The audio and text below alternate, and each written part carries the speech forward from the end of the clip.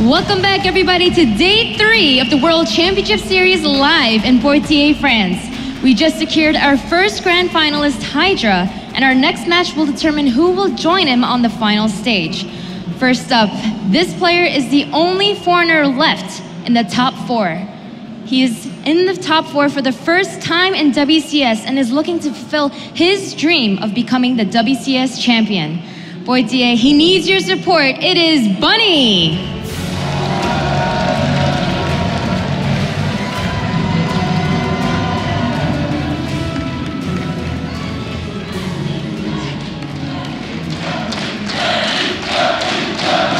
Be going up against a 6-time tournament champion. He's looking to be the first player to win a WCS title 3 times. Give him your support, Poitiers. It is CM Storm's Polt.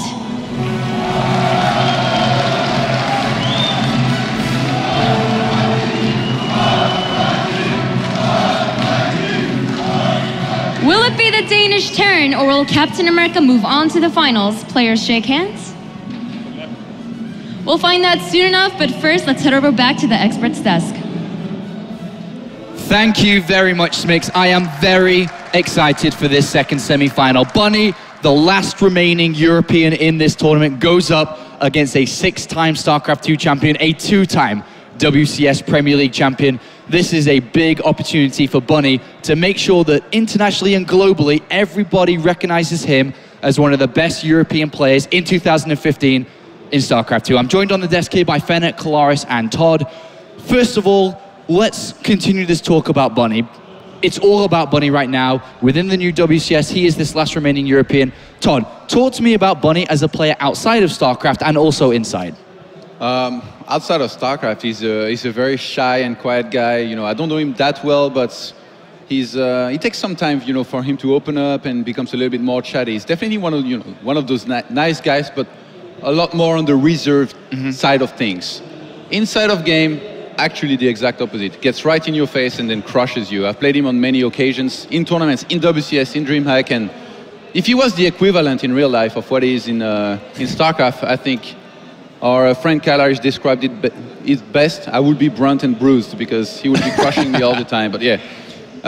It's funny, actually, you know, to think about that. But in StarCraft, you have to play aggressive no matter what. And as nice of a guy is, he knows how to win, he knows how to attack, how to be aggressive, and he's just a sick player. Kalaris, you've been casting the World Championship Series now for 3 years, from 2012 all the way to the current year. You've seen Bunny from the beginning until where he is right now. You've seen the transformation from opening up the very first Premier League in 2013. He was the opening match, and now here he is in the semi-final. And this is his biggest posted result in a Premier League tournament to date, his first semi-final. What does WCS mean for him? It means a whole lot. It's the tournament that we've even heard it from him time and time again. He looked at as a young little StarCraft, I was going to go scrubbling, and then moving up through the ranks to find this amazing performance that he's been having lately. He started his WCS all those years ago in TvT, and now he finds himself in TvT again as the remaining foreigner in WCS. It's quite impressive. It's a big moment for him for sure, but as much of a big moment this is for Bunny, it's just another moment here for Polt. This is another tournament, this is another semi-final. He's been in multiple semi-finals in the past. If he wins this, he's not only going to be the first 2-time WCS champion, he'd also be the first time for 3 trophies to his name, which is very, very impressive and very consistent considering that Polt's been around since the very beginning here, Fenner. Yeah, if he can get that 3rd trophy, that's a monumental achievement within the World Championship Series history. It would be absolutely huge if he could do that. I mean, Polt is arguably one of the most successful players that has played within the WCS. He's been in the top 8 multiple times, multiple top 4s, 2 championships, looking at a potential 3rd trophy as well. I mean, I would say within StarCraft. Yeah. Again, the consistency that this guy is able to pull out is phenomenal. From the very, very beginning, when he was back winning the Super Tournament in GSL all those years ago, to still being relevant today. I mean, how do you doubt this guy? In earnings, he's very high up there. He's definitely like top 5, right? Yeah, he's top 5 overall. Within WCS alone, being where he is today has pushed him over the $100,000 earnings from just Premier Leagues alone. Not bad. which is very good, actually. Not bad. Not bad at all. Very impressive overall for Polt. He has to be coming into this as the favorite, right? Yeah, he's definitely coming into this as the favorite, especially after that win-off on 4GG in the last game. He said in the last series that he doesn't like playing against mech, but he was still managing to take it down. So he prefers playing against the style which Bunny is going to be playing here, which is the bio-tank style, which most people prefer. And Bunny is going to be playing quite similar to Polt, I think. Both of these players like to go for the solid game, whereas 4GG was more aggressive. He'll be going for banches and stuff. The thing is, Bunny is known for his TvZ and TvP, not really for his TvT as much. I think it's been his weakest matchup for some time. So I hope for him he's been practicing in it, because going to this tournament, there was quite a few good Terrans, and he was one of the guys, you know, that was one of the favorites to make it far too. It's toppled him so many times in WCS. It has toppled him so many times. Back from the beginning, like I mentioned before, all the way through the couple of seasons that we've had. So this is an opportunity for him to kind of prove the doubters wrong, especially in that department. Do you think he expected to get as far as he has done here? Is that safe to say that, I mean, semi-finals?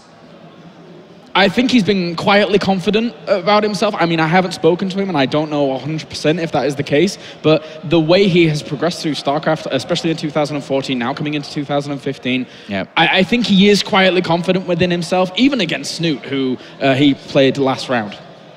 All right, let's talk about these two players matching up together now. We've got Bunny from Denmark. We've talked about it. Quite an aggressive player. Polt, very aggressive himself. Fenner, how do you think this is going to shape up when these two go head-to-head? As I said, Polt's going to be liking playing against this style. The thing is, Polt, he's going to be stronger once he gets to the mid-late-ish game. I'm going to say late-ish game. He's not really going to get that far because TvT is so aggressive right now. Not many players going up for that 3 base. It's all about the early game engagements. What Bunny's got going for him is he's got amazing Banshee control, and he likes to go to more Banshees than most people usually do. So if he can get the lead in the early game with Banshees getting in there, he's really good at the multi-prong, pulling units around for Polt, or at least I assume he will be. And then if he can get the damage done there, then he doesn't have to worry about the big Doom Drop game, which Kalaris was talking about before. There's a lot of people right now in TvT all about the Doom Drops. Drop on that production, cut it out, and then there's not much you can do. One thing that's interesting when looking at these two players and thinking about Terran versus Terran, Polt's just come off a big win against 4GG, a very, very big win. We all know that he's the Terran expert. When anyone looks at Terran versus Terran, you always go to 4GG. He's very rarely losing in that matchup, but was just eliminated from the tournament. But then on the other side of things, when you look at now Bunny versus Polt, and when it comes to their head-to-head, the last 2 meetings that they've had, they've only played 3 times, bear in mind.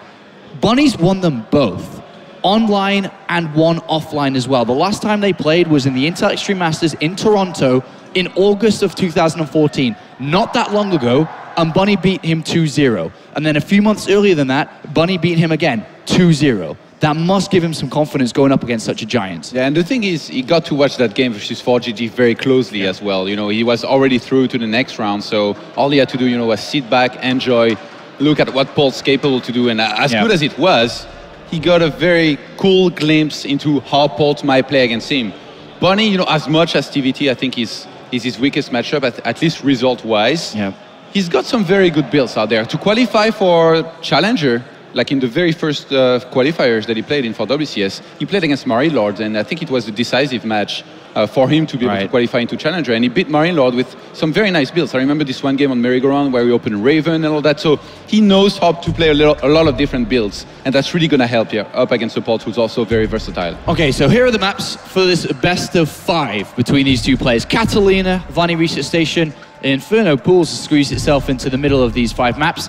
Expedition Loss, and then Deadwing. So a 3-player map, then back to a small Vani Research Station. Then we start to open up an Inferno Pools, back to small, back to big. How do you think this is going to play out between these two?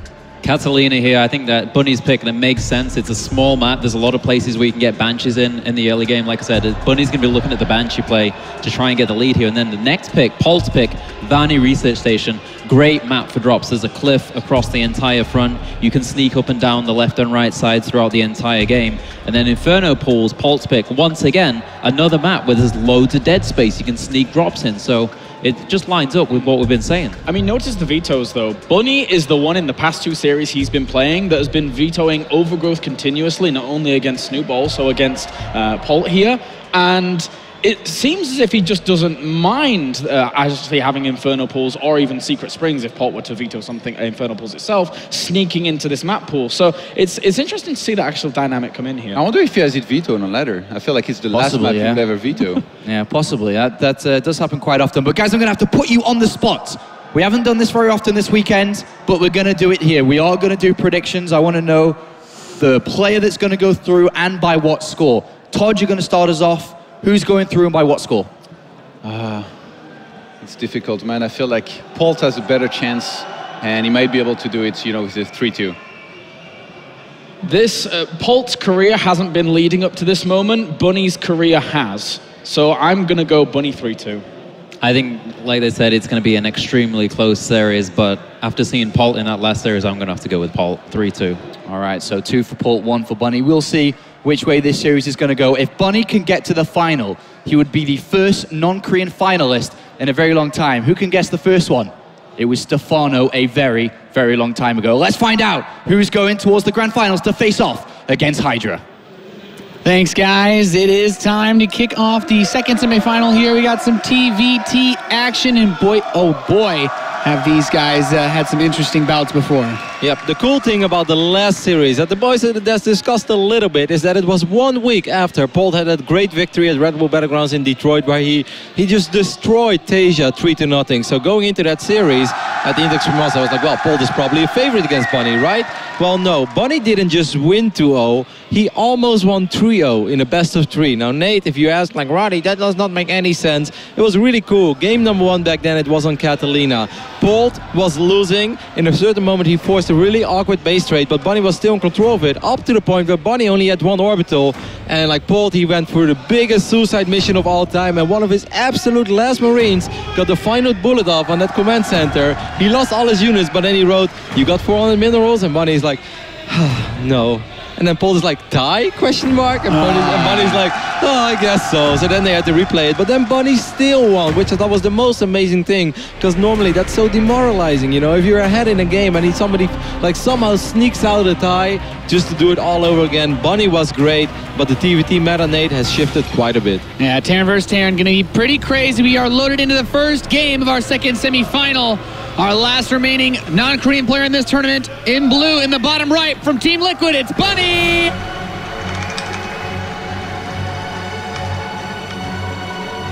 And on the 9 o'clock position off Catalina, we have our red Terran player. He's on the hunt for championship number 3. It's Polt.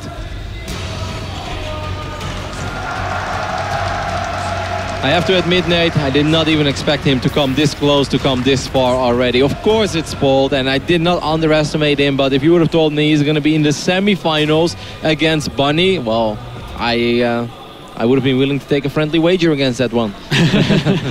I think it goes without saying that we all expected Hydra to be the strongest player, or at least most of us. Hydra was my pick from the very beginning.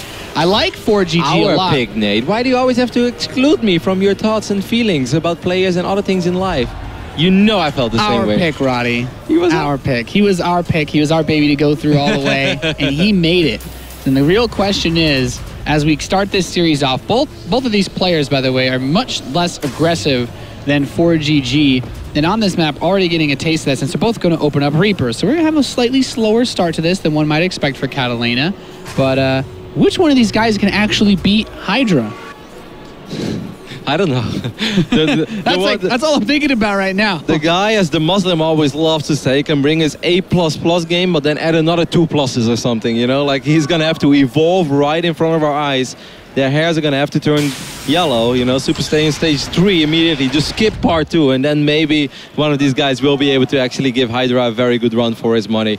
Either way, this is going to be an amazing semi-final, and everybody loves a good old TvZ final. So we're in for a treat, Nate.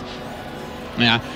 Based on the way that both of these players have opened up, there's no second depot for Polt, so looking like he will just go for a quick reactor after his Reaper. Now, Bunny, since he did build the second depot, it's highly likely that he queues up a second Reaper, and he does have an extra one queued up on the barracks, so he's going to be looking to, not do much with the first. It's very difficult, unless because there was no SCV scout. Like, if Polt's Reaper goes to the northeast base, and Bunny's goes straight to Polt's base, wait, that could actually happen.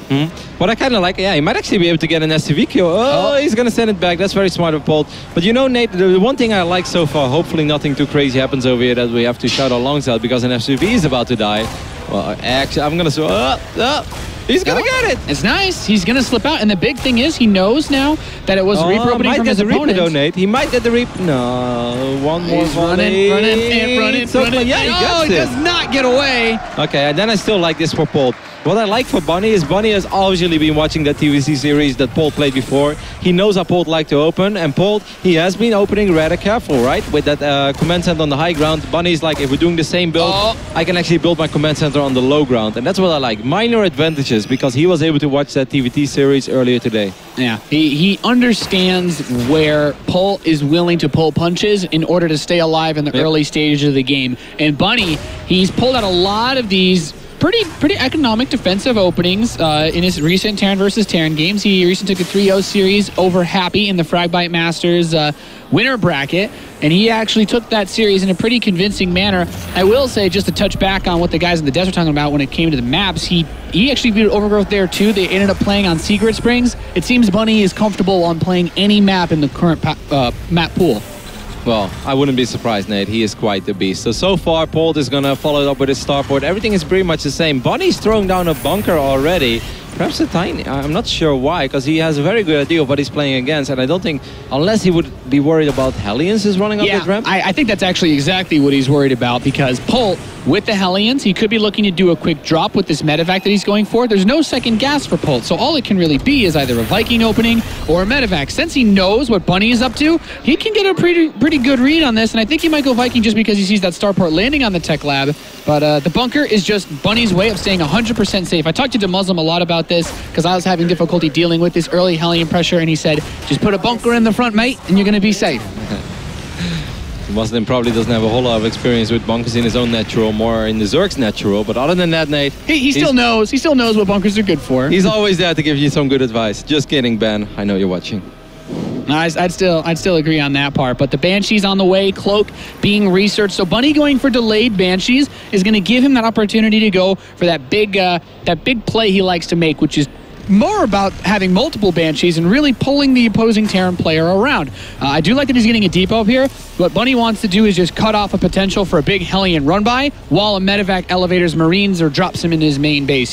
There's still a potential that he elevators both the Hellions and the Marines, which is a very real threat for Bunny right now. What I think is very interesting right now is that Bunny is keeping his first Banshee at home. That's why he's agreeing with you, Nate. He thinks it's a very real threat as well. So here comes that Banshee. Cloak is not ready yet, so he's going to have to be rather careful. But I do think he's doing a pretty okay job with the way that he has positioned his units. And I think that Bunny is handling this relatively well. Like, he might end up losing a few SCVs, but he shouldn't lose a ridiculous amount. And having the Banshee at home helps a significant amount in terms of dealing with this. He has that Hellion as well to help pepper out these bad boys. And the SCV count does not really drop all that much for Bunny. If there's one thing that Bunny is exceptionally good at, and this was something I actually noted in his series versus Happy, he was always ahead in workers. In this case, despite taking worker losses from Polt, he's still pretty damn close to being even. Bunny is exceptionally good at the simple things, Rotterdam, building depots and building SCVs. I mean, this is a situation we've seen often in the past, and so many times you see the Terran players send their first Banshee across the map regardless, because they are hoping that the middle line is going to be exposed, that he will be able to do a lot of damage with it,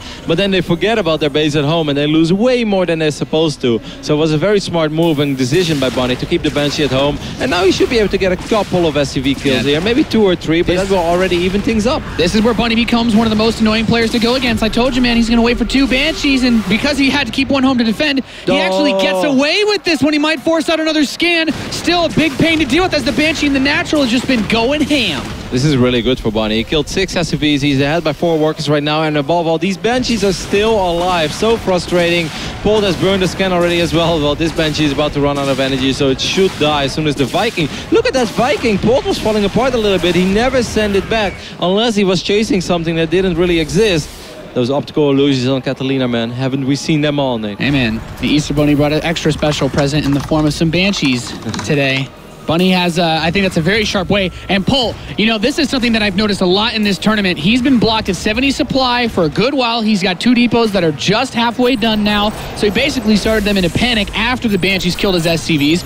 Bunny, he's doing everything right now better when it comes to all the little details, and he's still getting a bit of damage done. He has Marines and tanks at home. I don't really like that Polt is moving out 9-8. Of course, that's very easy for us to say because we see a lot more than Polt does, but he's even in tanks. His team is nowhere near done.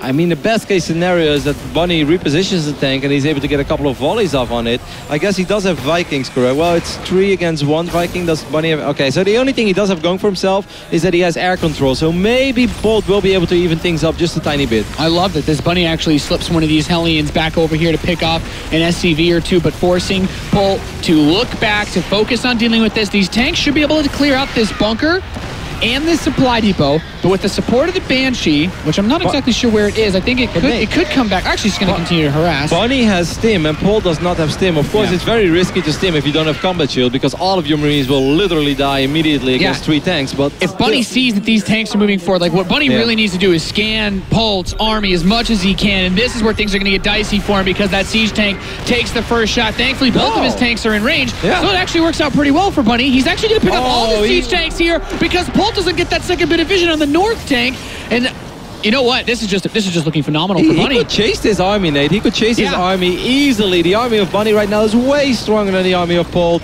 and if he smells blood, then he should just go for it. He's gonna stim 2 Marines just to see, hey, what's up? What's going on over there? He's starting to lose track of that army, but this is a disaster game so far for Polt and a phenomenal game by Bunny. It all started off with that great defense early on against the Hellions, against the Marines, having that Banshee help out. And look, these Marines, they can't run. They don't have stim. He is forced to boost that medevac over. He tries to grab it. Now stim is completing soon for Polt. The only advantage that Polt will have anytime soon is that +1 armor, and his combat shield's being just a tad ahead. Now, what Bunny would really like to do is get a couple of these tanks back. He could siege the starport and this southern barracks. Oh, he's going to run up and actually just snipe the siege tanks. Bunny's he's just going crazy. Yeah, he's absolutely going ham. Combat Shield is about to finish up for him as well. He can pick up a few more units. He is just all over game number 1 so far in Catalina. Of course, you know, never count Polt out, but he's down 30 army supply. I feel so many things are going for Bunny right now. This might be a good engagement here for Polt, because most of the units are not participating in this battle for Bunny. So excellent job there by Polt, jumping on that minor opportunity immediately, but he's definitely not out of the woods just yet. Yeah, that was still a lot of Marines that died for Polt, pushing up to kill those 2 siege tanks that were lifted into the main. Other small things to note. This is the real army now. Yeah, I mean, Bunny's moving out with another massive force. The only advantage Polt has is this +1 armor finishing. He has his +2 on the way. He's actually going to try to come kill these tanks from the high ground, but loses all these Marines. Now he wants to boost over and try to get on top, but Bunny, you know, he's taking care of him. He's a good guy to work with. If there's one thing I'm convinced of is that Bunny has unlocked that achievement 5 years ago, but if he didn't yet somehow, some way, he just got the hot pickup. Yeah, this is Bunny's real big moment. He does not even have an armory on the map, so going into later upgrades isn't really going to work. He wants to deal a critical blow to Polt right here, right now. Tank siege up in the natural, grabs a Viking that's running over to defend the siege tanks. They're all still in the main base for Polt. He's running over. The Marines are cornered in this mineral line. He's going to lose absolutely every single one of them. He can even charge up this ramp, and he's going to. Yes, he is. He's going to clean up these tanks. He's going to work on the orbital, and Polt has to know as well that there is no coming back from this one anymore. An absolutely great game 1 by Bunny. That should give him some confidence if he needed that to continue this semifinals, because this was just a close to flawless TvT by him. Bunny did everything right that he needed to do. Fantastic Banshee control. He didn't get supply blocked. He kept building units. He stayed ahead every stage of the game, and game 1 will go to the Team Liquid Terran player. He made it look easy almost, Nate. I know it's never easy. It can't possibly be easy to win a TvT against Polt, but just everything made so much sense. Like you said, it started off early on with that defense against the Hellions and the Marines. Then the way that he dealt with those tanks outside of his natural as well. Like, he didn't have Viking control, so he didn't have vision of the skies, but he was still always able to reposition. He threw down the scans at the right moment, and the one time where Polt hoped that his Vikings allowed his tanks to creep a little closer and get a couple of volleys off, he lost that little tank skirmish. So everything that Polt tried to achieve over there, the only thing he was ahead in the Viking count, it didn't matter anymore because he already lost the tanks. And from that point on, well, Bunny knew that it was playtime. Yeah, that was you know, I just want to just make sure to emphasize something I've just been seeing constantly throughout this tournament in a lot of Polt's games. He's been getting supply blocked pretty heavily. I mean, if he's making a lot of big trades, then it's usually not as big of a deal. Once you get closer to max, that favors him. But there were a couple of key moments where Bunny just had a ton more units out. Somehow he got his stim out faster despite all that. And then his Banshee control really punished Polt when he decided to move out onto the map because he killed a good amount of SCVs while already taking the lead just from remembering to build them constantly. And let's not forget about the small things, Nate. The moment that Polt throws down the scan and that Banshee just gets out of there, you know, just with one more hit. That's so frustrating because that Banshee came back and got 1 or 2 more SCVs. The Viking was out of position. Just a frustrating game number 1 by Polt. Of course, he has so much experience. He can get behind that. He can, you know, just forget about it, move on, pretend that Vani Research is the first game that you are going to play. Yeah, he's just got to take it back to square one for this map. Vani Research Station, like you said, Roddy, for TvT, this is still another 2-base map. The metagame for high-level Terran versus Terran, unless you're one of those brave souls willing to go mech and try to bring the game out to the long haul, you're going for a lot of big drops. And I'll tell you what, if we didn't see Bunny get such an opportunity to make those big pushes, he would have been looking for a big 4 to 6 medevac drop. And if Polt had been given time, he would also be looking for the same thing. I'm very excited to see how this one plays out because this is a map that indeed there's so much space in the natural. Of course, both players will probably throw up a couple of turrets and stuff, so they don't have to worry about drops non-stop. But there is a lot of potential for this to be a very high-paced game with a lot of action going on as well. And I feel as soon as players starting to take the turret command center, if it gets to that phase, then we're going to see an absolutely great back and forth game. But of course, the one thing that's quite risky is there's not a whole lot of space in the main base of Vani Research to throw down your production facilities. So if you lose a battle once, you're going to have to worry about tanks just sieging up on the low ground, but they will still be in range of most likely your reactors, your Rexes, maybe a factory or stuff. So building positioning is actually very important on this map, more than maybe any other map out there. It's very important to note that oftentimes in TvT, you want to keep your army next to that cliff more than your main ramp because that's just such a sweet spot to put some tanks under. It makes things very rough to deal with. One of these two players will have a chance at that trophy as we load into game number 2 here in the second semifinal of the World Championship Series. We're on Vani Research Station, and our first player spawning in the north position, representing Team Liquid in Denmark, he is Bunny!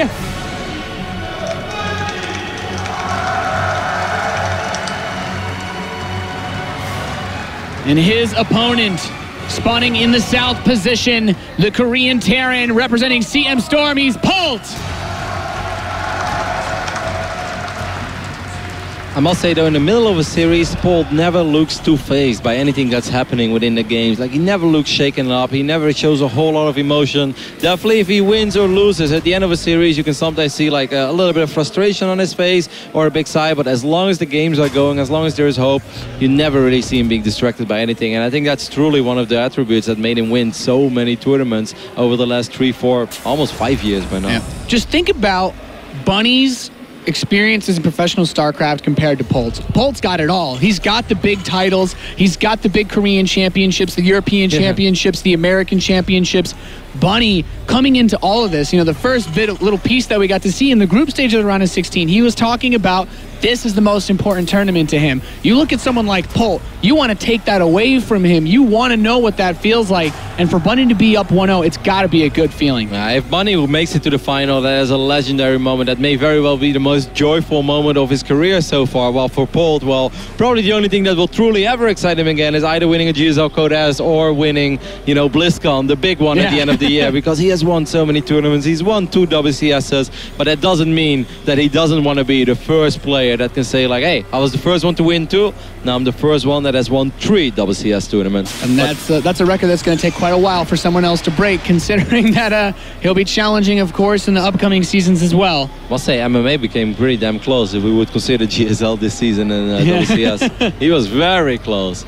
Anyways, Bunny as SCV has arrived in the main base of Polt. Is going to see if anything funky is going on, but nothing too crazy just yet. Yeah, I mean, let's think about it like this way, Kev. The last time we were commentating, you know, Terran versus Terran in WCS, it was all about the gas first, especially, you know, towards the end of 2014, most of 2014, in all honesty. These two guys like to play with the Reaper. They have a lot of different ways of dealing with all the aggressive plays that someone can bring your way, and they are good enough and confident enough in their skill that they do this often in a way that really surprises me, because I was someone that would only ever go gas first because I didn't feel comfortable doing this. And, you know, going back to Demuslim, he's telling me these guys just have ways of dealing with everything, and it's really cool to see that they're not afraid. I actually, Polt got the first shots off over there. Bunny has to be very careful. That was really awkward because of course that was not supposed to happen. But did you see the way that Polt ready this Reaper? He forced the other Reaper to jump down. That's so good, and he got the first hits off. It's very good that Bonnie was paying attention there, because obviously if your Reaper is on the high ground, you would never ever expect to lose a fight against the Reaper on the low ground. But that is what would have happened if he wouldn't have sent it back. It also makes things a bit dicey, Roddy, because we have 2 Reapers on the map for Bunny now, chasing this one across the map. If he gets this first kill fast enough, then he can kite around the 2 Marines. In fact, he's going to at least be able to delay this factory, which is already, in my opinion, a pretty big victory. Yeah, but he's going to be able to get 1 SCV kill over here, but he might lose 1 Reaper if the Marines pop on an, actually I thought on the north side of the racks, but since it didn't do this, Bunny, no! Thus ends up losing his Reaper. I actually thought he was going to be able to get the kill on the Reaper of Bunny. I agree that if he had gotten the 1-for-1 with that SCV, I'd say no, that's reasonable resource loss. Polt can't do a lot with the 1 Reaper that he has, but it still sucks for Bunny that he didn't quite get what he was looking for. Well, the moment if he would lose that Reaper, then he's only with slow units against 2 Reapers that would still be alive, and they can hop in on one side, and 2 Reapers will obviously destroy 2 Marines, so then Polt would be forced to keep all 4 Marines together, and then if the Reapers hop in on the side where the Marines are not covering it, you're going to end up losing another SCV or 2. It's a good point. He gets a lot of things that are nice out of this, because he can also, now that he has a good number of Marines out, scatter on the map with the Reaper. He's like, okay, you probably won't have a 3rd base anytime soon, but if I can slip this in just past the 6-minute mark, this is when a lot of those gas first plays would be making some sort of move, right? You'll be going into your quick medevac drop or something like that. Of course, he knows that he opened with the 2 Reapers, so it's not likely to be that 4GG gas first style, but if he can get in and at least see what the follow-up is, that'd be really nice. And he sees that cloak researching. The Banshee has not yet started. Did he cancel it immediately? No.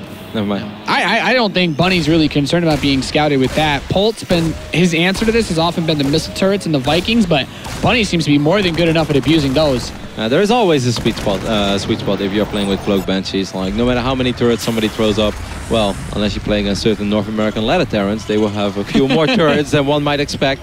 But there is always a little bit of wiggle room, but I wouldn't mind to see Bunny cancel it either. That's something that they used to do in the old days. Of course, Cloak is not all that expensive anymore, and it can be very useful as well in the later phase in the game when there are a lot of tanks on the battlefield. And you know what else, Kev? There's something that we talk about a lot when we cast Polt's games and we see him compete. He likes to do the same thing over and over again. He finds a build that he likes, he sticks with it. Against Bunny, he's opened up with this medevac, these Marines, but and this time there's no wall-off. He can just drive in, and I think that's actually going to make things a little bit better for him. I would maybe pick up a couple of these Marines. You don't want to lose these Marines. This is so much better for Polt. This is miles better than it went for him on Catalina. Look at all these dead bodies on the floor from Bunny. This is just a supply depot to finish the wall off, fixes everything here, and Bunny's just going to take massive amounts of damage. He's actually boosting the Marines over, snipes the Banshee, and I think in just a moment, in the turn of just a swivel, he just moves the Hellions straight in and kills every single SCV in the main base. Well, this is a disaster for Bunny this time. 19 SCVs have gone down, and this medevac is still full on HP. There's still 2 Marines and 2 Hellions in this medevac as well.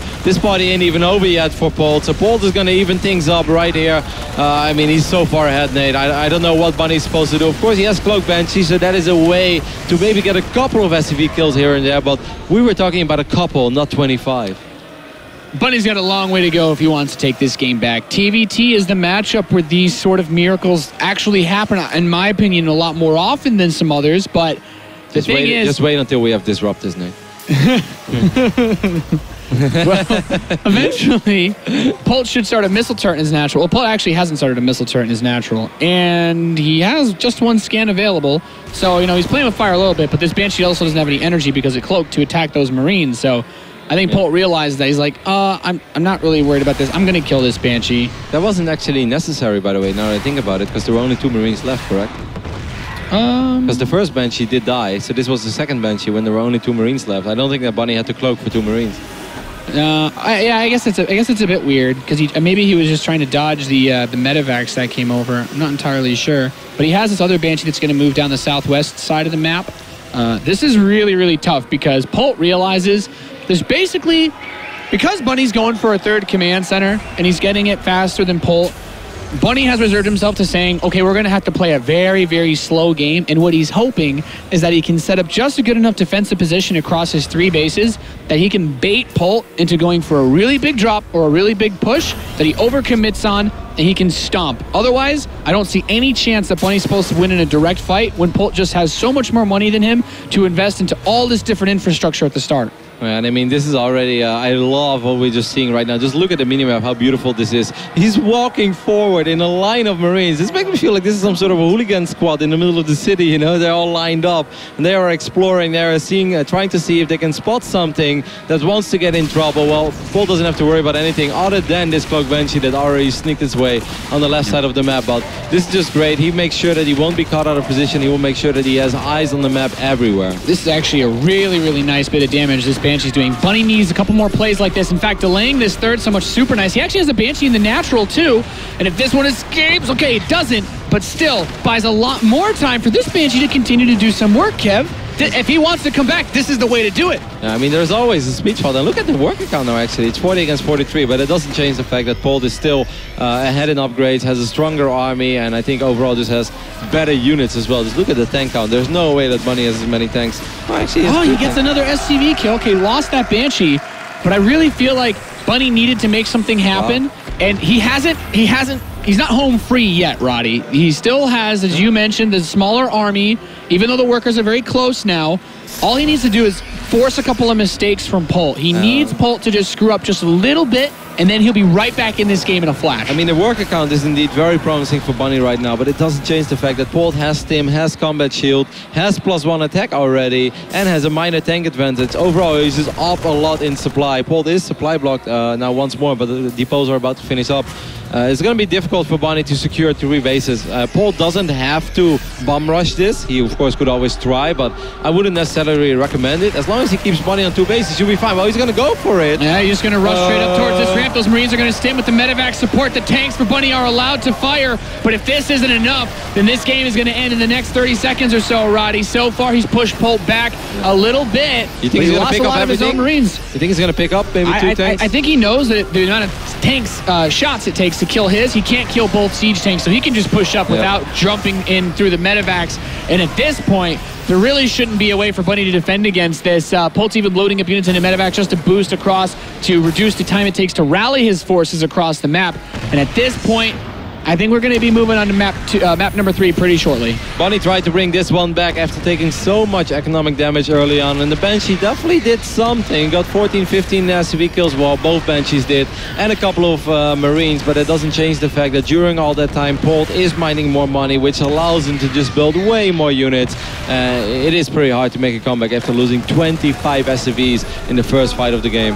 Yeah, if Bunny's first couple Banshees had been able to do what the follow-up ones did, exactly. I think we're looking at a completely different game here, Kev. But unfortunately for him, Polt pulling out the same strategy 2 games in a row, but just with a bit of a better start, of course, with the way that the Reaper exchange happened. He's going to take it. Polt wins game number 2. We're tied 1 apiece here in the second semifinal for the StarCraft 2 World Championship Series. I mean, of course, it's not just the way that the Reapers exchanged some couple of gunfires early on. It's all about the way that the Hellions were just able to drive up into the main base. Yeah. Like, there's logic that goes for every single matchup, whether it's TvZ, TvP, or TvT.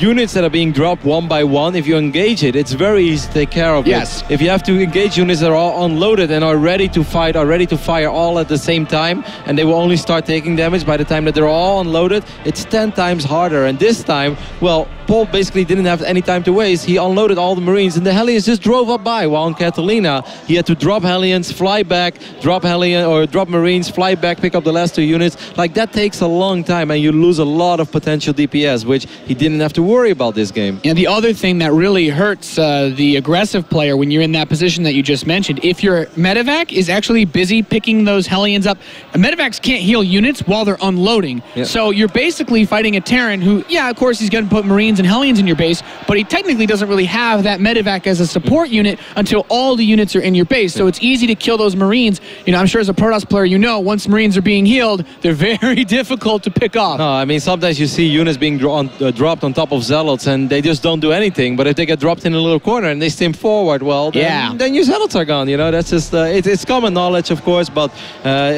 once again, this was just a demonstration of how much it changes being on top of a drop or not, or if things have to be dropped at all. Well, if you leave the doors open, they'll just drive right in. Yeah, I think that is literally what happened, Ronnie. That's really awesome. Nice signs, boys. give Beta key, please. There's a lot of people holding those signs up, I'd imagine. It's pretty fun, I can confirm. Yeah. Well, I heard it wasn't that fun for Protoss, Roddy. You're a brave man. No, I am. You know, Nate. You know, a loss or two doesn't really shake me up. Just if I have 7 in a row. All right, guys and girls, we are loaded into game number 3 here of the second semifinal for Season 1 of Premier League in the World Championship Series. We're on Inferno pools with horizontal spawns in the top right position. The blue Terran representing Team Liquid. He is Bunny.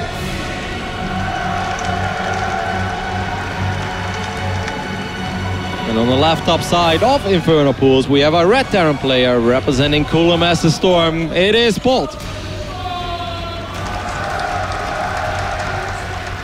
Now, Kev, you know I like to do some cheeky builds every now and again. You're a cheeky guy, Nate. But I am not as dirty as some other Terran players. And I will tell you that some of the dirtiest things I have seen, and one of the reasons why I veto Inferno Pools on ladder. Is this PG-13 or not? We're good, we're good. Okay.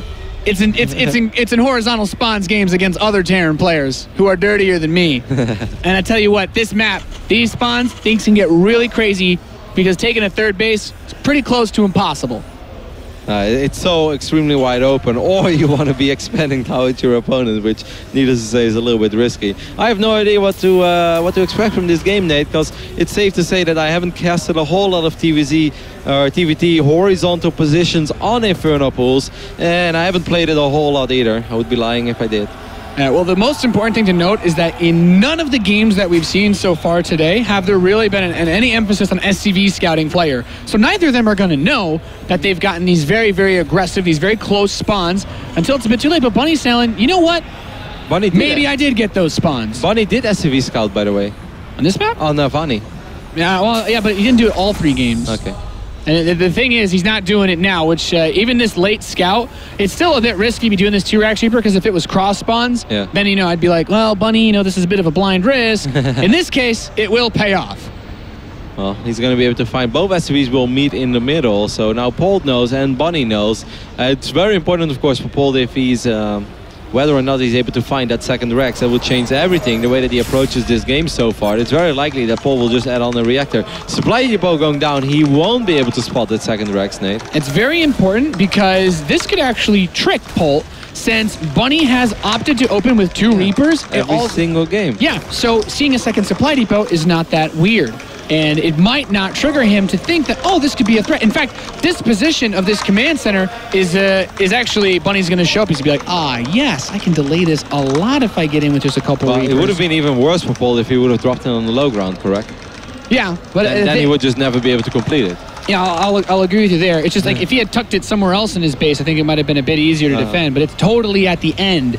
And the thing is, Polt is not 100% aware of this just yet. He doesn't know this at all. I don't think that Polt is expecting this. He may have seen it once or twice, but once again, guys, it's not just us who have a lack of experience on Inferno Pools. There is no way that Polt has played more than 10 TvTs horizontal position on Inferno Pools. I refuse to believe that. Yeah, at least none against players of this skill level that he'd have to really be in a competitive environment, none at all. But here we go. There's 3 Reapers versus 2. The control here is important. He gets in. He can immediately deny this command center if he wants. SCVs are immediately pulled off the line. Polt knows how dangerous this is. He has no other standing forces on the map aside from these 2 Reapers. I can't emphasize enough on how good that reaction time was by Polt, though, because if he loses one of the 2 Reapers or even just eats a couple of shots, he is in so much trouble. Now he's still in a little bit of trouble, but he could not have possibly handled this any better so far. But now he did end up losing 1 Reaper. More Reapers are coming in. Now just keep the... Oh, good micro on the weakened one to pull it back, and now there's just 1 Reaper. The thing is, once these Reapers start to regenerate, he's actually not going to be too worried about these 2 Marines and the Hellion, because he's got 5 Reapers in his opponent's base, Roddy. Okay, this might actually just end soon. I mean, the Hellion, of course, is going to be pretty awesome. Finally, Polt was able to draw blood on one of these Reapers, but so many SCVs have gone down in the process. He ignored the Hellion, he ignored the SCVs there. I think he could have got a few more SCVs. Instead, he's going to try to work on his Hellion, which would be awesome. If he kills it, he's going to be able to get... No! Oh my God, he's got another micro on both sides. He's got another full health Reaper that could actually lead the charge, but the second Hellion finishing up. He just needs to repair that Hellion. We're working on right now 24 against 15. Of course, the orbital's a tiny bit quicker for Polt, but if I was Bunny, I'd be pretty damn happy with this, right? Yeah, that was that one. You'd be beyond happy. Aesthetic. Yeah, He'd be jubilant, Rotterdam. He'd be jubilant. Loving it, Nate. Loving it. The Reapers come back into the main base for a little bit more SCV killing action. Tags one of those Hellions. Actually, he's very close to picking it off. Loses one of his Reapers, though. And here's where things do get a bit tricky. Because of the way the Bunny's open, we see that he's gone for a third barracks. And he's going to go straight for Marine production. Even though Polt is opening with a Banshee, you might think, oh, well, Marines can shoot up. Marines are pretty good in high numbers. Yeah, but Banshees can out-micro him. And this is where Polt's Banshee control is going to be tantamount to his bringing this game back to an even stance. And let's not forget about the Hellions either. They still pose some sort of a threat. Of course, it's very good for Bunny that he's throwing up that bunker immediately. The same bunker that he threw up on Catalina. Polt, again, is getting his random Widow Mine, by the way. He had a lot of success with it. And the last time he played on Inferno pools against 4GG, man, that was really intense. I love the micro on both sides. I love the very first reaction from Polt. If Polt would have been looking at his mineral line for 1 second and he loses one of his first 2 Reapers, I think it's safe to say, Nate, even seeing right now how close that came and how good it went for Bunny, well, if he would have lost one of his first Reapers immediately, it would have been all over. It's like there's GG right there. Yeah, because then he didn't even have his Hellions or his Marines started. He would have just been able to kill SCV straight up for a solid 25 seconds before even the first Marines popped out, and I don't believe those would have been enough either, as the 4th and 5th Reaper were on their way at that time. And then all the SCVs would have been dead anyway. Yeah, so tough times in that regard. I will say, Bunny not taking too many chances. He did open up with 3 missile turrets spread around his base. He recognizes that Banshees are a serious threat, but Polt, he's looking to do exactly what Bunny did the last 2 games, which was abuse that those missile turrets don't move, Roddy. Yep, exactly. Polt should be able to find a couple of openings here and there. Even he's getting very unfortunate. I feel like 4 shots or so have been completely neglected or nullified because the SCVs ran into the refinery. There's another turret there, Polt, be careful. But at least, you know, he's disrupting the mining time a little bit. He got 2 SCVs there. It's a start. He can always get more done later. Yeah, so let's look at the most important differences in the way that both of these players are setting themselves up. Bunny has a much faster stim. His Banshee's going to come in and try to pick off a few more SCVs. He has the second Banshee coming over to the main base during all this, so he's really trying to pull them apart, and he's starting to get some good worker kills. Yeah, that's awesome. But Bunny's production is also looking phenomenal, and Polt once again finds himself supply blocked with no depots under construction. It's a very close game so far. You're making a good point there, Nate. This is a very painful one. 62 out of 62, and just now 2 depots are going down. Well, I guess at least he lost that Banshee, so he's able to produce a couple of SCVs. But there's still another Banshee in the main base. Polt is doing some serious work. He's like, well, Bunny, just like you, I can kill SCVs too. Bunny did a great job with them on Vani Research, and now Polt is just returning the favor. It's much more fun when you're on the other side, Nate. You know, an old friend once told me, he said, when you make plays like this, the Banshee harass is nice, but he wasn't building a whole lot himself. Bunny, they're at even worker count now, but I feel like Polt could have had a lead after all of this. Yeah. He did a bit of harassing to himself with that. Well said. I mean, at least he was banking up minerals, which he can still spend, so that's... Yeah. It's a very even game, which is crazy because so much has happened in this game already. You know, this being Inferno pools, you know, everybody always being a little skeptic, Nate. I'm loving this game so far. It's been wild, and it's still going to be very interesting to see what happens when these players engage, because Bunny has a really big opportunity. His first couple medevacs are coming out. He has a substantial lead. The mine. He has a substantial lead in Marines, and this Marine, he's like, okay, well, it's you and me for a walk. Well, tripped, fell over. There was always this one guy that was being sent out by himself. Yeah, you're right. This is actually a little bit scary for Polt because he doesn't have a lot. He slowed himself down, but he does have tanks, correct? Take a look at the tank count of Polt. He has 3 tanks, so I think he can put him a little bit more forward. I guess he's really afraid of Bunny just stimming forward, but I mean, stimming without combat shield is always a very risky thing to do. Even though combat shield's actually going to finish up within 10 seconds, these Reapers hopped into the main base. I hate when this happens in other matchups. This is a very good way, but also Polt is taking care of it excellently. Yeah, those Reapers tell him where the tanks are, and I think he realizes that an attack on the main base would probably be ideal. Like, if he moves up here in the natural, it's still very risky. He can siege the orbital without being in range of Polt's tanks, and that's actually really nice. Oh my god, Polt unsieges all of his siege tanks at once. Bunny runs up, snipes one, steps back, and he is now sieging the natural expansion of Polt. And he's getting a lot of SCVs and done he already. denies the depots. He has killed 11 SCVs already, so Polt, well, he still has a little bit of free supply. Actually, a small mistake there by Bunny. He misrallied one of his medevacs, but he still has 3 of of them, so it's definitely not the end of the world. Polt needs to take care of this as soon as possible, otherwise it's going to go from bad to worse. Concave for Bunny. He surrounds Polt's army. Polt has those tanks anchoring his forces, but still a tremendous amount of damage as he loses 14 SCVs in the midst of all this. Bunny still has the economy. He's holding on to his medevacs for now. It's so intense. Should probably try to get this tank out of here, though. So intense. What an intense game. Bunny on 81 supply right now. Polt on 72. Bunny is ahead in workers, though. He's 9 workers ahead, and he's rallying reinforcements across the map. Has to be careful that he doesn't overstep his boundaries. Yeah, one thing that's nice for Polt, he got his infrastructure set up much faster. He's on 5 barracks. He's got a ton of reactors going, so his ability to reproduce that marine count is actually a bit better. Bunny's just now finishing up his 4th and 5th barracks. Bunny is moving into a second factory, though, to replace those tanks he lost in the previous fight. A little bit of a drop behind the mineral line of Polt in his natural. Polt takes a look at these tanks. The tanks are scary, but army-wise, we're very, very, very even right now. Bunny is expanding behind all this, and I love this Banshee. During all this madness so far, there is still a Banshee of Polt that's trying to even things up a little further. He saves it as well. That's really good. Can be annoying again later on.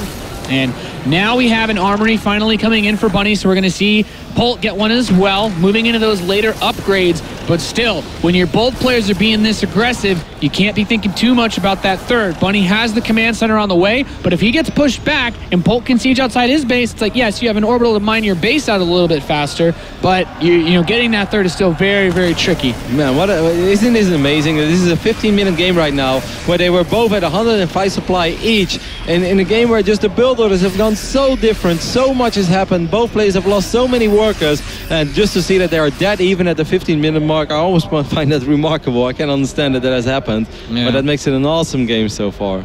It's pretty cool, and I will say there's just a couple things that consistently give Bunny little edges here and there, and it often comes down to things like these supply blocks that I've been mentioning. Polt doesn't have too much room in his cap to produce his next wave of forces. He does have some depots lining up with it this time, but he's got a lot of supply in the air in the southeast side of the map, going for a double drop. 16 Marines is more than enough to clear out a mineral line, possibly pick up some add-ons if he doesn't react in time. Well, Polt is it's funny that Bunny is being the aggressor over here while he's actually going up to 3 bases. He also has an armory, so he can start his next upgrade soon. Polt, on the other hand, does not have a third command center and doesn't even have an armory. I have the feeling that Polt wants to clean this up and then counterattack and just try to win.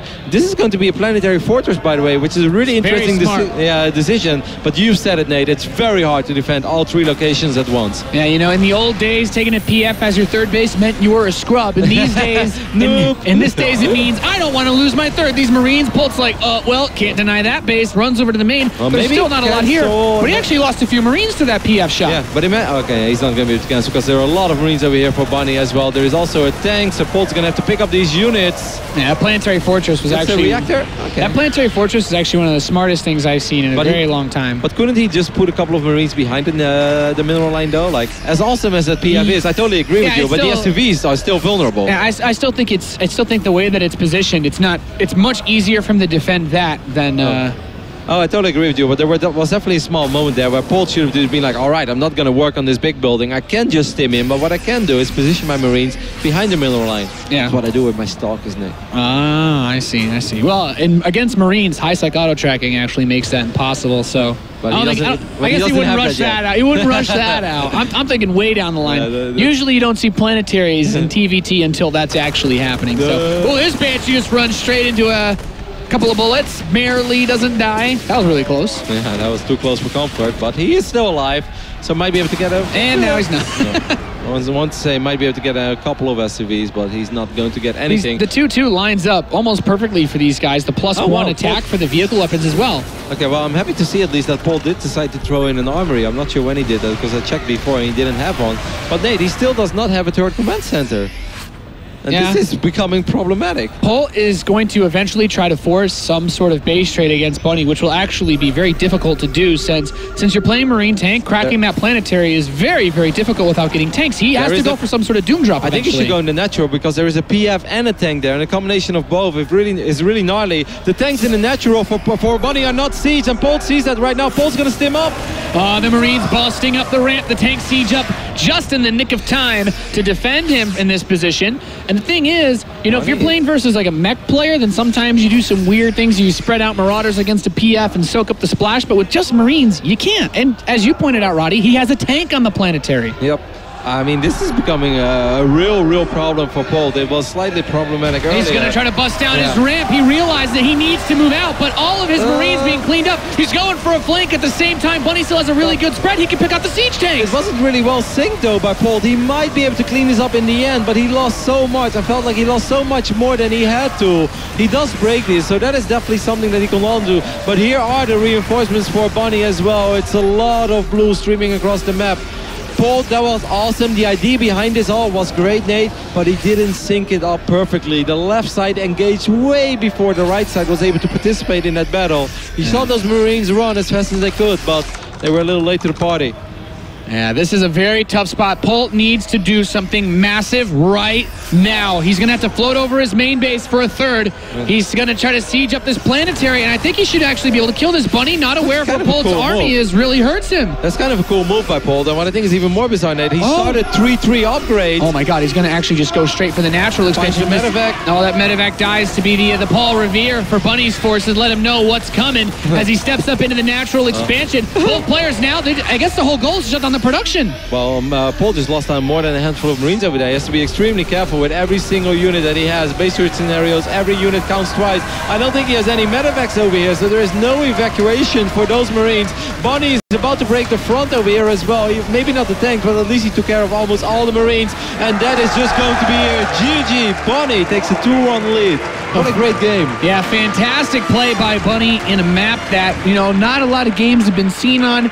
He had a really good solution for how difficult, you know, we're always like, oh, that third base is so tough. Well, if you're playing TvT or you're playing, I would even guess it's to some extent against the Zerg that you're having trouble against, the Planetary Force just locks things down pretty nicely. Yeah, that was awesome, man. So much happening in the game. I'm not even sure where I'm supposed to start analyzing that, or if we even should. Maybe we should just appreciate it for the beautiful game of StarCraft that it was, and then just to think that it could have been all different. This game could have ended at the 5-minute mark if Polt wouldn't have been paying attention against those very first Reapers, because that was such a dangerous opening that Bunny was throwing at Polt. Yeah, he was in a very tricky position, and it shows that Polt has experience. Maybe not as much on that map in competitive play, but he knows what to do when he sees a couple of Reapers jump up. He's like, okay, well, you know, 3 Reapers is obviously 2 racks play. He knows that it's not like, well, if I kill 2 of your Reapers, then I'll slowly build up. It's like, no, you really need to focus on making sure you don't take too much damage. But let's see what the experts have to say about that, Des. What's going on, boys? Not much, just watching a couple of games here in Thanius. Kind of the same like you, just not talking as much. Over with the boys here, Todd, Kalaris, and Fenner. Bunny's up 2-1.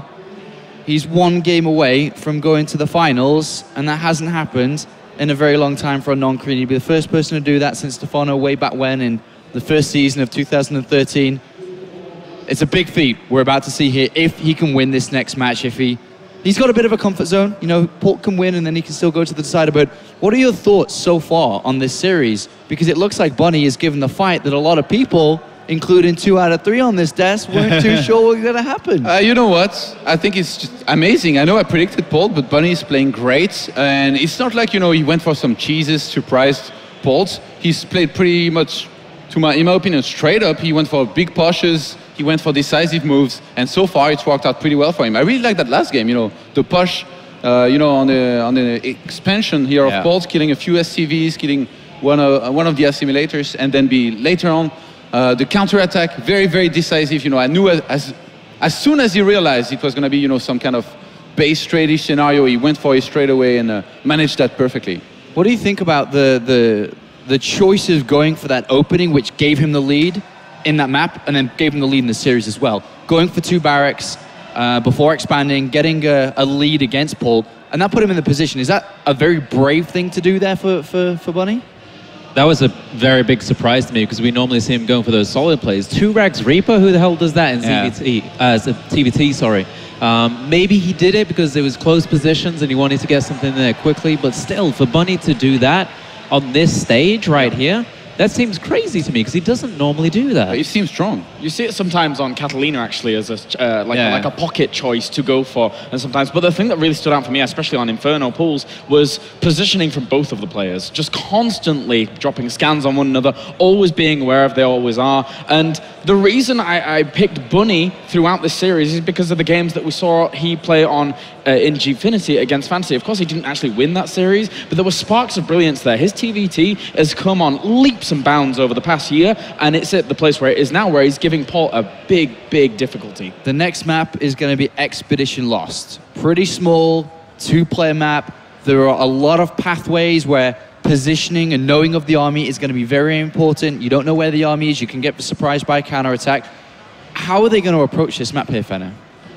I think that's the same they have been so far. I think Bunny will be swaying away from that Reaper. He's not going to be going for that again. I think he'll be going back into his Banshee play that gave him the success in game one. He had really good control with that, managed to take out the tanks. He's going to be looking for that again, and Polt just going to be looking to defend that and get into the mid game so he can start dropping. That's where he's strong, when he gets into those doom drop scenarios. So if he can do that, survive the Banshee play, get the lead and start dropping all over the production, I think he can do it. All right, final question here, Todd. Is Polt worried up there? He's behind? He's definitely worried. Bunny's been just playing amazing overall, and the way he's played, he's really basically saying, I can go head-to-head, toe-to-toe with you. You need to be worried. And he's going to have to step it up if he wants to be able to advance to the finals here. All right, thank you very much, guys. It's time to get ready for the first map. But no, I'm going to tease you. We're going to go to a commercial break. We'll be right back.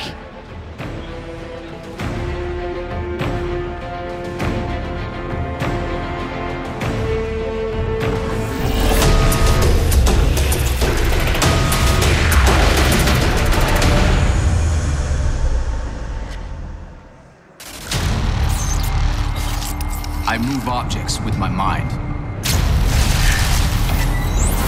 I climb the tallest mountains and slay dragons. I defend my galaxy from ruthless aliens. I am never bored. I am stronger. I am faster. I am G1.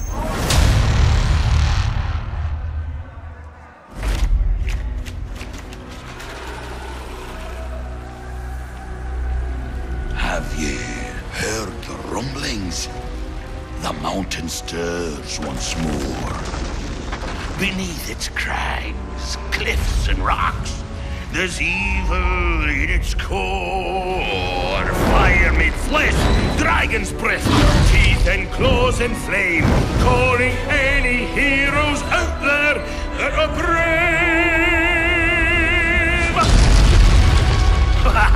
Or just insane!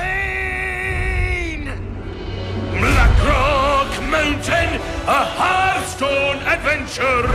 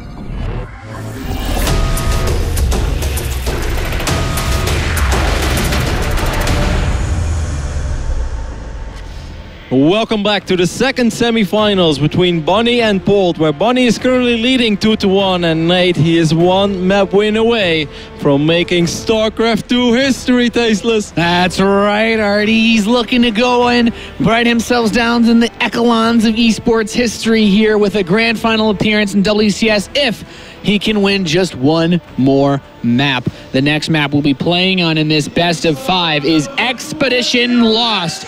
And as we can see, he's getting closer and closer to that trophy. Who wouldn't want a piece of that, Roddy? Oh, I would love a piece of that. We are just about ready to start up game number 4 here as we are loaded in the southwest position. One map from the grand finals in a rematch with Hydra. He's Liquid Bunny!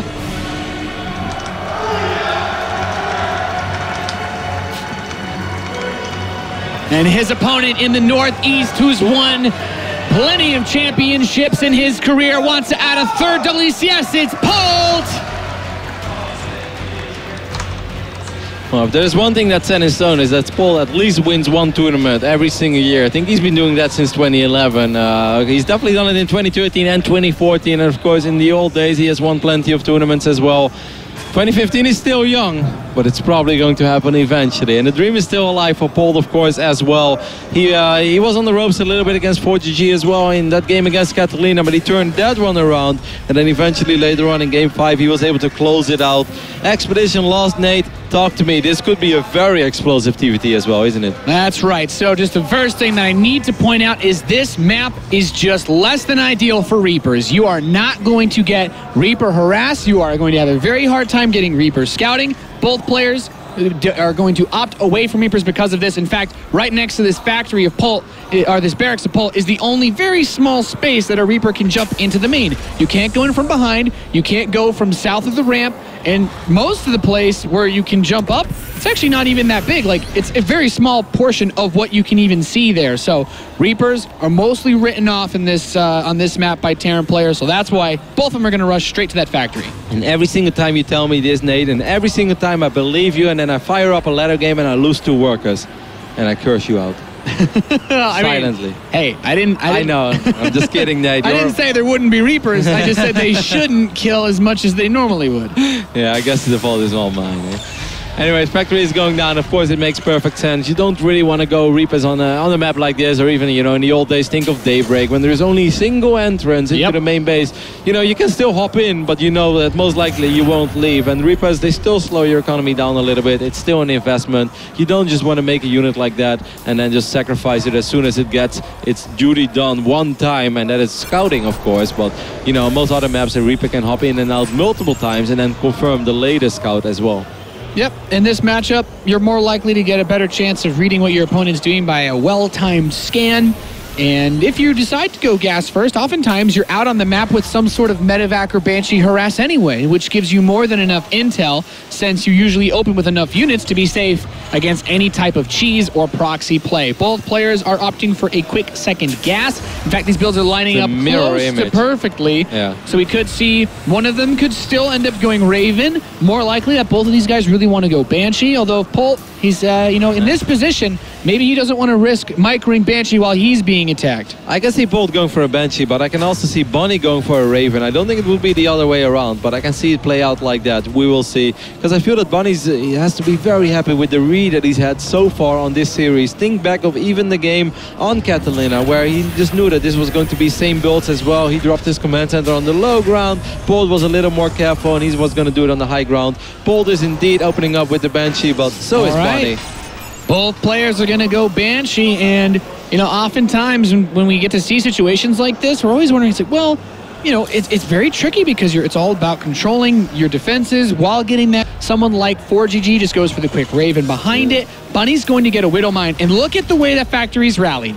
He's doing something a little bit cheeky, as Kalaris would say. He's going to tuck it behind this refinery. Once he burrows it, that Widow Mine will be out of vision. Even if he scanned, he still wouldn't be able to see it. And all he needs is that mine to get one shot off on that Banshee for it to be an easy pickings for just a single Viking. Well, let's see if it's going to play out like that. If that would happen, that would, of course, be a disaster for Polt, who's going to follow things up with the Raven, by the way. No second Banshee madness, just a Raven behind this. So that's going to help him out a little bit against as the Banshee of Bunny. Oh, the Banshees are going to pass by each other too. It's like, good luck. Good luck. Well, it's like I'm get off to work. It's like, we'll probably never see each other again because I feel that we have both very grim future. But let's go out with a bang. Cloak lining up perfectly for both players. If it comes in from this direction, it might still be able to get a couple of SCV kills or maybe just start working on these Marines. That's nice at least for Polt. This is so intense right now as a Terran, by the way, isn't it? Like, you have to look on both sides of the map all the time. Yep. If you lose your Banshee, then the other guy can completely focus on harassing you, and at the same time, if you take too much damage at home, then you're just way far behind. The Raven's out now for Bunny. He's managed to push the Banshee back for now. He actually got some damage onto Polt's Banshee, whereas Bunny's still going strong. He's actually clearing out a few Marines. The last thing you want to do as the Terran player in this position is be forced to spend your Raven energy on an auto turret early This on. went much better for Bunny so far. His Banshee still has a lot of HP. He already got 4 SCV kills as well. Okay, almost ends up losing it over there, but Polt misclicked as well. I'm not sure if you saw it, but 1 or 2 volleys went down on the tech lab. Those are small mistakes early game that truly hurt. Yep, that's a very nice trade because the handful of Marines that you've killed at this point are no longer as significant since you have that Viking out. But the key difference between these two players and the way that we've seen them play TvT in this series is Bunny's going to go for more Banshees, and Polt's like, I just want Vikings. Please don't kill all my SCVs. Very funny to see that Viking chasing that Banshee, trying to get that final shot off. A single hit will do. But unfortunately for Polt, he's not going to be able to achieve just that. Of course, there is a second command center finishing up for both players. The one of Polt was a tiny bit quicker, so that's going to allow him to catch up economically. It's not a huge catch-up that he has to do, but still, 4 or 5 workers, it does eventually add up. Yeah, I mean, to be perfectly honest, when I think about small things like this, when it comes to catching up, Polt has been sloppier in that department. He's been making the unforced errors that have really opened up a lot of opportunities for Bunny when it comes to the supply blocks or the missed worker cycles. And for Bunny, going for a really fast third command center, this is pretty brave by him, considering how much 2-base play we've seen out of Polt in this series. Oh, the winner by! Well, you mentioned it earlier, and now Polt can just send it back immediately. It's like, well, if you harass with it now, it'll just die instantly. So he's going to scan, he's going to kill the mine. But don't you think that Polt thinks right now is like, hey, that's my move.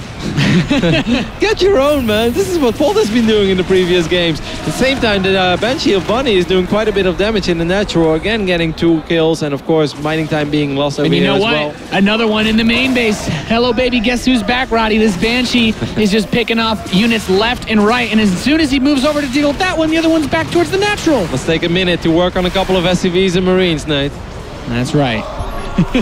He's going to pick that one off, though, right outside of that natural area. And he's actually clearing out the Marines. At this point, it doesn't really matter what he kills, as long as he can get a good number of them. He's going to run out of energy for cloaks, so these Vikings should be able to cut the Banshee off at one point or another. If he escapes with it, that's pretty awesome for Bunny, but, it's not expected, and he will lose that Banshee. This is all awesome, of course, for Bunny, don't get me wrong, but eventually he has to be a little bit careful, because Polt is focusing more on unit production, while Bunny is losing a couple of units for economic damage, and he's going up to 3 bases, and he's going double eBay as well, so he has to worry a tiny bit that Polt's army is going to be a little bit stronger than his army.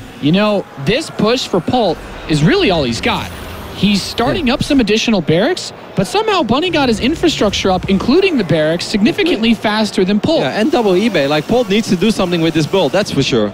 The only advantage Polt has right now is that he has the Ravens with his Vikings, and he actually still has this Banshee. But this first volley from the Marines, everything is on this. But look how much faster Bunny's Sim is going to be done. He doesn't need to buy that much time to hold it off against this. Oh, 2 tanks repositioning right there. We can see it as well. A little bit of frustration on Polt's face. He does have that 1 Banshee in the mix, Death Knight, but Polt has been eating 4 or 5 tank shots already before this battle even starts. And Nate, you said it. Stimpack is done for Bunny in 5 seconds. And this is a very tough spot to be in. These siege tanks are only denying a single mineral patch. The splash damage lets him hit a few other units. That Banshee, though. The Banshee is the most annoying thing. He really needs to keep these tanks alive. In fact, if he needs to boost that medevac over to save it, he needs to do so very quickly. Get the SCV repairing. Do not lose that siege tank, Bunny. All the turret harass, Nate. Actually, you know what? This also forces Bunny to get a supply block, too.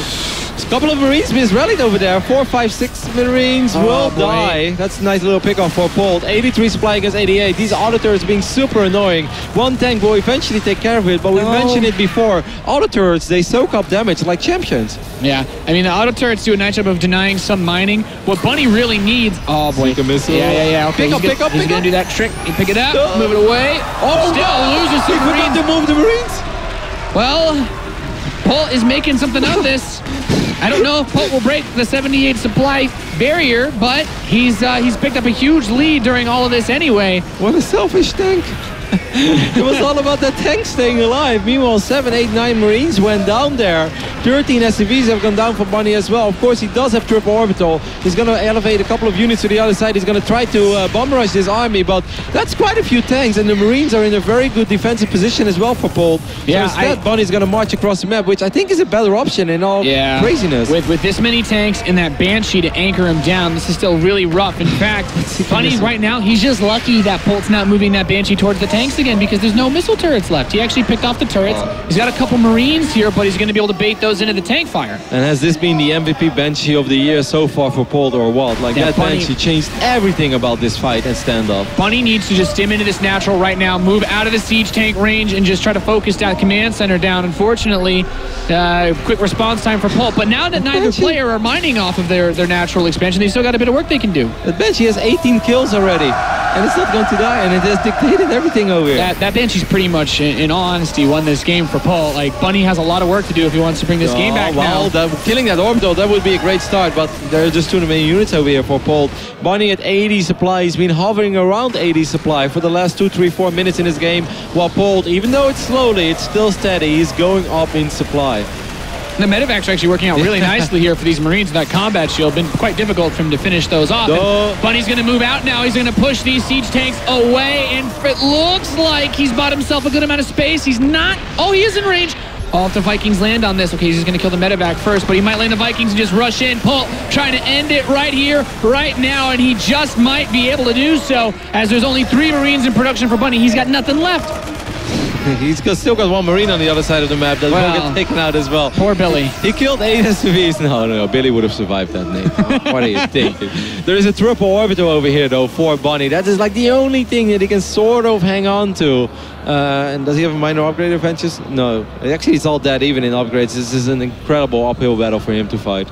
Yeah, you mean the supply difference being so heavily in both army and workers, though, is where this is the real kicker. Like, the falling back on this third command center is something that we've oftentimes seen Terran players be able to do, but this is just, I don't really see a way that Bunny's able to do this unless he can get some sort of really weird drop, or but he doesn't have any units to drop. I mean, Polt is obviously not going to lay low over here. He knows that he just like really disrupted the mining of Bunny forever. He's took a lot of damage as well. Bunny sent 3 medevacs full of units to the other side of the map. So Polt knows that for him right now, #1 priority is just keep on the pressure and just like try to outmatch your opponent, and that's exactly what he's going to do. I mean, if Bunny had like found an opportunity to knock those rocks down at some point, either to cut off reinforcements or prevent a second attack, maybe. But this army should not be stoppable for Polt. Supply depots in production or not, as he moves up to the natural, Bunny's going to land 1 medevac inside of Polt's production, but this is not going to win him the game.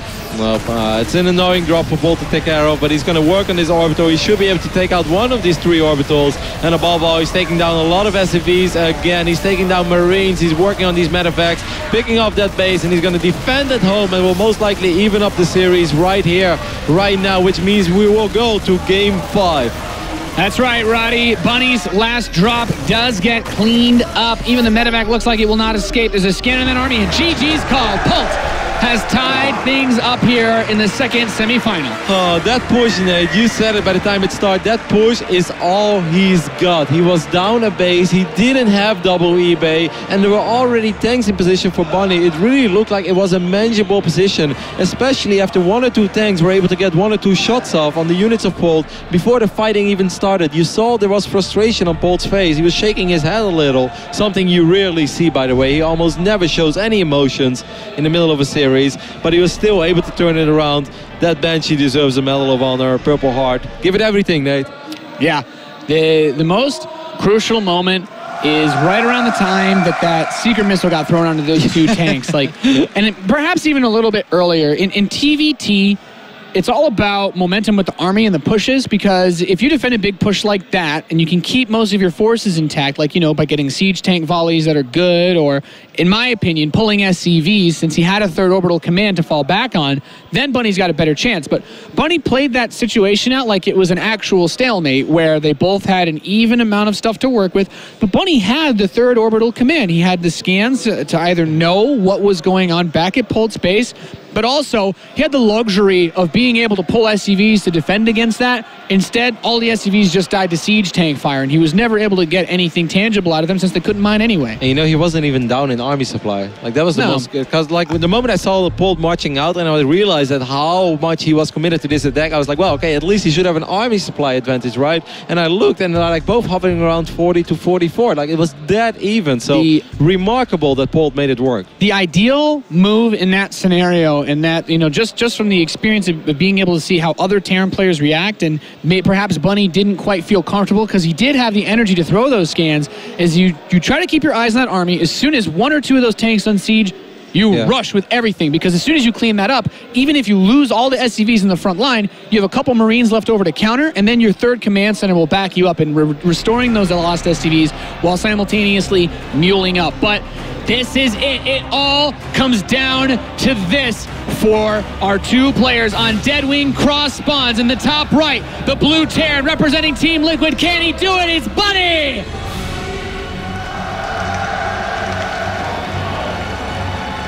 On the left bottom side of Deadwing, we have a red Terran player representing Cooler Master Storm. It is Polt.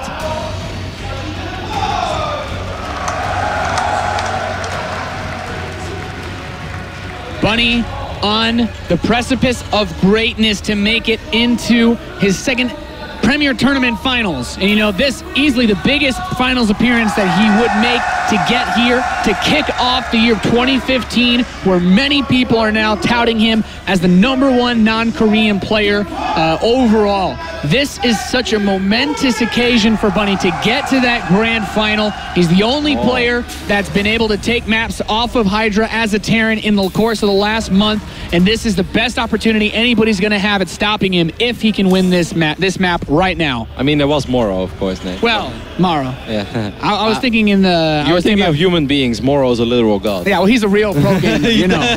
I don't count people that aren't mortal. You know? Bunny's opening up gas first, while Polt is a little bit later, I believe. Is he going to be aggressive cross-map Deadwing, Nate? I mean, it's tricky to do. Like, you have the large map spawns, so the Banshees actually build up more energy on their way to your opponent. It's more difficult for a Viking to find a Banshee and catch it. And I still think that Bunny's got to stick to his guns. He's got to stick with what he's good at, because it could also be those vertical spawns. And this is still a situation where Polt could be opening up with a gas first as well, and he doesn't want to open up Reaper Expand because it can also be harder to scout on a map this big if you go with an SCV. I think that Polt is just going to open up Reaper Expand, as we already see the Reaper on the production tab. I am very curious to see if he has the courage, the confidence to drop that command center on low ground, which I really don't think so. Even though I do think that Polt is expecting the exact same opening from Bunny. He's expecting Bunny to do the same thing as him, but I don't think that he wants to build a command center on low ground. I think he's going to build it on the high ground. Yeah. Polt, I think he's realized, like, you know what? He recognizes that he's been playing a little bit slow. He's been making a couple of more unforced errors throughout the course of this tournament, and he doesn't want to be caught off guard by anything that he hasn't prepared for, since it's been pretty clear that he's not quite as sharp as he used to be, but still good enough to get to this point in the WCS tournament. He's still, of course, absolutely amazing. Polt is still a world-class StarCraft player, but, you know, when we are saying this, like, we've also been talking with him, and he's just not the practice beast that he once upon a time was. Of course, he will still keep up his daily practice. He will still watch a lot of StarCraft. He's been studying a bit more, too, recently. And he still plays a lot, but he's definitely not playing, like, every single day, grinding it out, trying to get better at all costs, you know, trying to be the next Pro League monster. Like, no, those are not Polt's ambitions. Polt just wants to be happy in life and continue what he's been doing for the last 3 years, and that is win the occasional StarCraft tournament. Yeah, you know, it's like, oh, I'm fine. You just, you know, win a Premier Tournament here, one there. I don't need to win all of them, guys. No. I'm not greedy, you know. No, just the most important ones. That is very nice of him, though, you know. Yeah. you know, MVP was on a real greed streak for a while. And, this guy just showed up to every tournament. He was like, I'm better than everybody, so give me your ladder points and your money. And Polt is just like, guys, sharing is caring. As long as I win 1 or 2 a year, you know, we're all good. I'm happy, you guys are happy, and you know, we're watching some awesome StarCraft together. I want to talk about the build that Bunny's going for because it is pretty crazy. A tiny supply block. I assume this build is a bit tricky to do, so maybe this is planned as part of it. But he's going for a really, really fast tank drop. And this is not something that you see in Terran versus Terran all that much. In fact, seeing this tank should immediately put Polt on red alert mode. He has very few units to work with. This Widow Mine, we have to keep our eyes on this bad boy because he will be very important in defending whatever it is that Bunny ends up doing. He's not going to be going for that drop behind the natural. He wants to make a push on the main base, most likely with this. You saw the click, actually. Right now, it's clicked right next to the rocks. I don't think the medevac is going to fly over there. If the mine would have gone a little bit more to the left side, then there is a chance that it would have been on the path of that medevac. The Marines are going to try to intercept it. If Polt is able... No, he's waiting at the ramp. A little bit to the left, Everything you want in a box to the left, Nate. Well, yeah, in a floating box to the left, but it's going to boost by now. He's got that tank. And here's the thing. He wants to keep the tank on the low ground because pulling SCVs will overwhelm this pretty quickly. If he sieges that bad boy up, it won't be too difficult for him to overwhelm it. There's a lot of damage output already on that Viking. He's got to target fire the Marines with this siege tank because I feel the best solution for Polt to deal with this is to pull SCVs. Okay, here come the workers out of the natural expansion. Marines want to kill those. He is target firing down these Marines, but no SCVs to repair. He will lose the siege tank, and Polt's going to hold for now. The follow-up is more important for Bunny. He's going into the Banshee play, but already this feels like a pretty awkward start for the Liquid Terran. What a crazy build, Nate. Why? I've really seen this opening cross-map that wing. Maybe he was hoping for vertical spawns. That's the only thing I can imagine. Very wild build over here by Bunny. Polt handled it very well so far. Of course, he lost a couple of SCVs, but he already has 2 orbitals up and running. The cloak follow-up, like you mentioned, is very key. But Polt, he hasn't been cutting a whole lot of corners. He hasn't been flawless, but you can say a lot about him. He's not a corner-cutting Terran in general, and he has his missile turrets in place again. Bunny does make the best follow-up move to go straight to 3 command centers. He recognizes that he did not do anywhere remotely close to the amount of damage he wanted to with that tank drop play. That being said, Banshee kills are very important still. 3 command centers won't help you recover as much as a few worker kills this early in the game would. Scan goes down. Banshee might actually be able to make it out there, Nate. Oh, so close. That would have been really nice if you could keep that alive since he has that second one coming over, and now the Vikings can continue to focus on picking off one at a time. Keep in mind here that Bunny is also going into Vikings behind this himself. He's done with the Banshee phase, at least for now. That mine. Well, there's one more Banshee heading across the map, and I'm actually very scared for Bunny right now. Just look at the supply. 67 already against 44. It's going to take a long time before that triple orbital will truly kick in for Bunny. And Polt has been doing a phenomenal job so far in defending both phases of the aggression that Bunny has been throwing at him. First with the tank and the medevac, and then the Banshee follow-up. It's so unfortunate for Bunny that in Game 5 of the semifinals, he has the most unsuccessful Banshee arrest that he's had throughout this entire tournament. Yeah. Bunny realizes he needs to make a couple of acute moves to bring this series back, and he's going to go for double engineering bay. With 3 command centers, he's a greedy boy, Rotterdam. He's a greedy boy, but crossbound Deadwing, I think there's very few positions where being greedy would work less. Small supply block for Polt once more. The depot is only halfway done, so that, you know, these kind of things, they will help Bunny catching up a little bit. And that is very important. A lot of support, of course, from the European Terran scene. A lot of people would love to see Bunny make it to the final. It's been a long time. Of course, the last time that a non-Korean made it to the final of either WCS America or WCS Europe was Stefano in 2013, Season 1. Since then, a couple of players have come close. Velmo had a lot of good runs. Vortex had a lot of good runs. Even Hawk has made it to the quarterfinals once, I believe. And a few other foreigners. Grubby made it to the semis once a long time ago. But nobody has done what Stefano did. Bunny has been coming very close, but this game, Nate, he needs to fight an uphill economic battle. Yeah, Bunny put all the gears in motion to get himself back into this game, but he needs time, Roddy.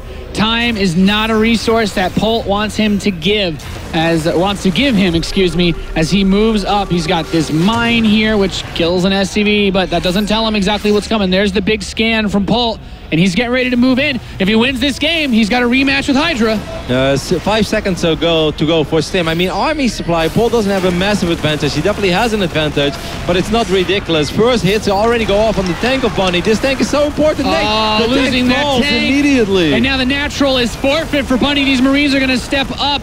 He can start to inch these tanks forward little bit by bit, and with the Vikings and the extra hit points on those multiple Vikings, he could actually just, I mean, he could just target down and pick this one off, but basically the problem now is that Bunny doesn't have control of his natural. These tanks are just going to continue to shell away. Yep, of course. He's got to move his forces down. That Widow Mine is active again too. Okay, the longer this takes though, the better it is, of course, for Bunny, because it's very hard to reinforce any sort of push cross-map Deadwing. Please be aware of that Widow Mine, Bunny, I would say, because imagine if he runs like 10-15 Marines into it. Instead, I think he's just waiting, maybe intercepting a couple of reinforcements. I hope he spots that mine. Now he's... Yeah, okay, he's going to scan and kill the mine. It actually still fires and kills a few Marines, but now Polt realizes that there's a potential for Bunny to just unsiege his tank and try to bum rush this, which, in my opinion, is the ideal move, but can he actually, does he have enough to actually kill this? I think he's waiting, Nate. 7 seconds to go until combat shield is ready. He's going to have to go real quick, though, otherwise Polt will reinforce this position, and he's going to make it stronger. That will make it even harder to break. He pretty much has to go right now. Polt doesn't have combat shield yet. This has to be Bunny's moment. Yeah, this is it here and now. He's going to move in. He's got a great spread. These siege tanks do not actually end up clearing out all the Marines, so Bunny staying alive for now. Sorry, got carried away. It's okay. That was awesome. That really couldn't have been timed any better. He just got combat shield. Polt just didn't. But of course, Polt is still in a great position. Polt still got done there what he was looking for. He did a lot of economic damage. And Polt knew that it was going to be very hard to reinforce that position, cross-map Deadwing. But he definitely got some value for that investment. Bunny's whole army out on the map as Polt gets a drop inside the main base, pushing these SCVs away, forcing the command center to left, and they're going to run into each other in the center of the map. Bunny actually gets the first couple volleys off, so nicely for him, he can actually chase down these siege tanks and starts to get a bit of momentum, but he needs to clear his main base. Well, he's going to siege up a tank, so that's something. He's still chasing those units as well. Gets one medevac. Army supply, it's actually closer than it's ever been. He's going to pick up everything and fly to the main base.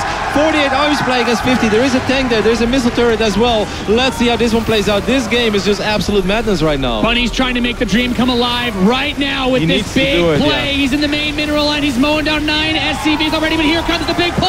SCVs and Marines for Polt. Going to surround this army. Picks off the siege tanks. Medevac's load up. Bunny's looking for a way out. He's managed to get Polt below 100 supply, but now there's Marines in his natural. He needs to take care of this drop because he did do a lot of economic damage now as well on the other side of the map.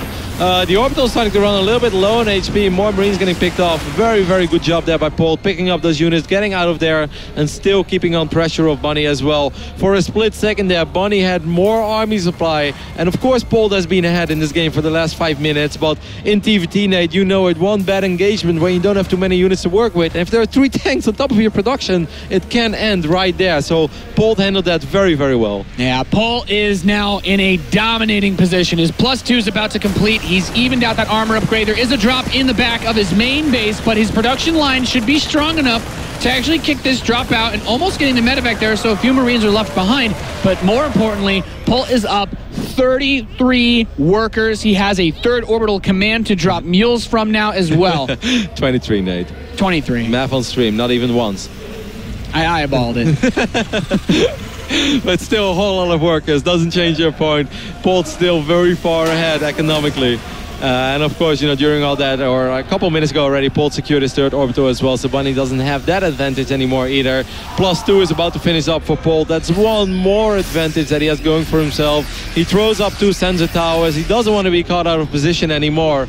Army supply 74 against 92. Like, that's the only thing that's remotely close, but it's safe to say Bunny needs to make a play within the next 2 minutes. Otherwise, this is going to be an unfair fight. Yeah, there really shouldn't be a way for him to take this, even with this upgrade advantage He moves in, great snipe on the siege tank.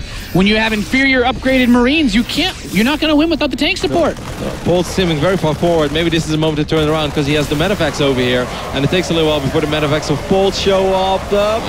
Bunny's forced. I mean, he's got the numbers advantage here. It does clean up another drop in the back of his base, but he cleared out the whole mineral line. 14 more SCVs were just killed. Oh, that's devastating for Bunny. 17 SCVs against 54. And from this point on, Polt has to know that he doesn't even have to put that much pressure anymore. He can slowly but steady just start seeing this one out. Just make sure that you can pump out as many units as you can, because Polt is totally aware of the fact right now that he's heavily outproducing Bunny. Yeah, Bunny's going to get into another engagement in the center of the map. These +2 is not yet ready, so those are superior forces, superior numbers, and upgrades for Polt allow him to clear this out, and GG's called. Polt will go on to face Hydra in the grand finals for the World Championship Series Season 1 Premier League. Big sigh of relief right there for Polt. And, you know, of course it would have been cool to see the European, but it's also so awesome to see Polt just do it again. This is his third final of a WCS Premier League or WCS America. He had to work so incredibly hard for this series, but I mean, he played like a champ, Nate. Yeah, I mean, Polt did what Polt does best. He's down 1-2. It took him a really difficult time to get there, but he made it happen. Yep. Let's see what the man has to say about that series himself, and of course about his upcoming final. Polt on stage with Sue. Thank you very much, Kevin. Poitier, give it up for your second grand finalist, Polt!